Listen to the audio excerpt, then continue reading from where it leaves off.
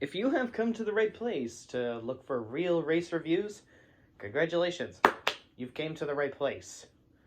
Where I will not be talking about manufactured drama, not be talking about any sport that wants to jack off cautions to create manufactured, force-fed excitement down the entire racing community's throat to the point where it becomes so tiresome you just have fans diverting their attention away to places where, or racing organizations where they get birthday cake like at least only once or twice a year.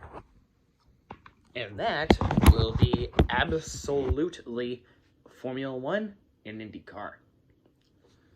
So, the Portuguese Grand Prix. Got a lot of pass, even if there weren't a lot of lead changes for F1 standards, I saw there were a lot of exciting battles. Mick Schumacher tried to make his shipmobile work. Lewis always finds ways to soldier through the field as well. Max Verstappen, of course, got the fastest lap for those extra bonus points on Lewis Hamilton's championship lead, but because Max Verstappen, unfortunately, was out of bounds on the track, it was given to my main man, Valtteri Bottas. And my previous main man, Alonso, got in the points position, that being 8th place. Good days for both my main men, Bottas and Alonso, and a good day for Daniel Ricciardo as well. And then Mick Schumacher, despite him being an absolute shitbox, at least tried to do something out of his shitmobile. So yeah, pretty proud of my guys. And you know what? Nikita Mazepin should have been outright parked for the bullshit roadblock that he was putting on Perez. Shut up, computer. I'm doing a video. Sorry. And congrats to Lewis Hamilton. Not the biggest fan of the guy, but hey, he earned it. There was a lot of interesting strategies being played out by Verstappen and Bottas, since they already knew that they weren't really going to have anything for Lewis Hamilton in the lead, so they decided to pit very late for soft tires just so they could get the fastest lap bonus points so they won't lose any more points than they already had. And, well, you know, it worked for Bottas. Alright, now let's talk about both Texas doubleheaders.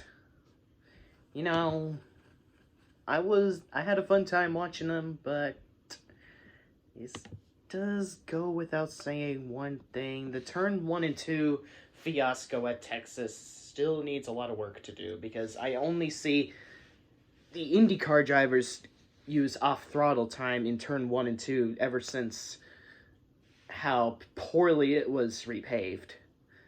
It's like you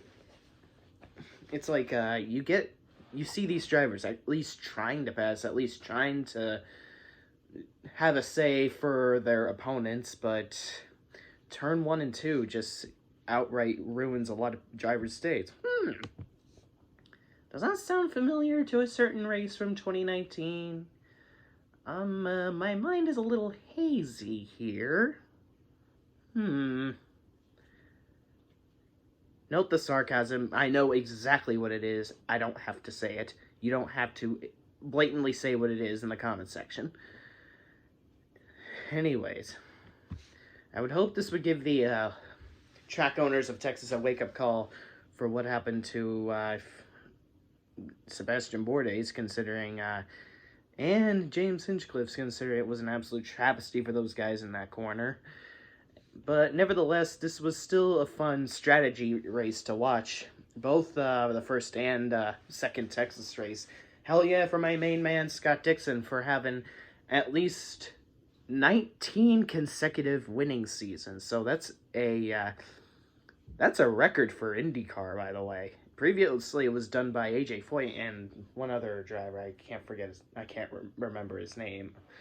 But I know it was AJ Foyt as the first one to set it to 18. But now Scott Dixon has set the season winning streak up to 19. And he's now one away from tying Mario Andretti.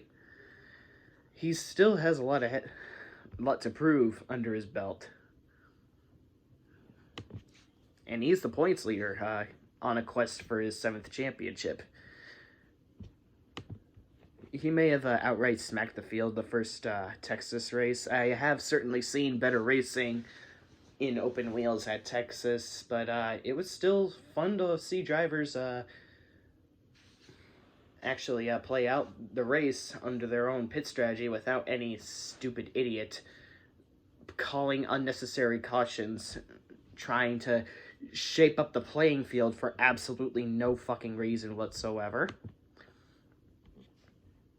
Second Texas race, Scott Dixon was always soldiering through the field despite the many setbacks towards Graham Rahal, so it was quite a fun battle to see Scott Dixon and Graham Rahal duke it out head-to-head for the lead, since we all know that Scott Dixon is in dire straits for his 7th championship and to tie Mario Andretti, as I already mentioned, to be second on the all-time win list for IndyCar. But of course, luckily, IndyCar actually was consistent enough to call the caution on Felix losing a tire, unlike another certain sport that I'm indirectly referencing.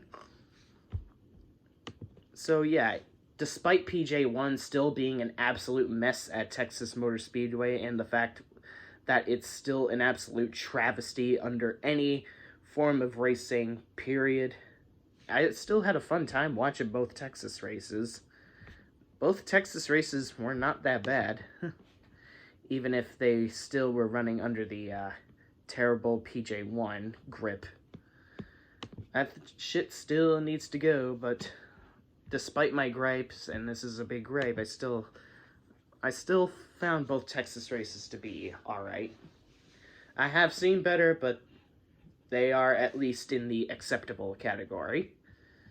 I'm not going to say that this was one of the best Texas races of all time just because Scott Dixon won it. Don't be jumping on the Bulverism fallacy. Hey, it was a strategy race, and I love watching strategy races unfold without any form of interference. So yeah, hell yeah to Scott Dixon and Award on getting his first win. We still have a lot to unpack in this 2021 season, as this is only the tip of the iceberg. But I'm still stoked. 2 out of 4 of first-time winners for IndyCar, since we already had Alex Palou the first one, and now Award the second one. I may not be the most thrilled that Scott Dixon had this one good go away after he had a big stranglehold on the field, but I can take a first-time winner out of Award. I'll take it. Shades of Daytona Road Course, where Chase Elliott got screwed because of bullshit, because of rain on the outside of the fucking track. And they call that, but not... Wait, what? Was there a Kansas race? Was there a Kansas race? Nah, I'm sure there wasn't. Don't be too stupid to think that NASCAR would wait to call a caution till the leader out of the green flag cycles would pit. Don't be too stupid that they would completely gloss over an uncontrolled tire and actually put their priority on waiting for the driver from who the last one of the green flag cycle would pit. Don't be that stupid. Nah, I'm sure that NASCAR isn't that stupid. You would have to be in like a parallel universe to actually think NASCAR would be that inconsistent. I'm sure a Kansas race like that didn't happen. I'm sure. Don't be too silly. No, it didn't happen. No. I'm sure it didn't. So yeah.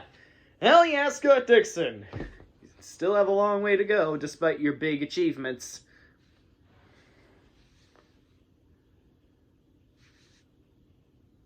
And Lewis Hamilton's only 3 away from the triple digits for F1. Wow. We're seeing a lot of big history here. But are you sure there was a Kansas race that happened?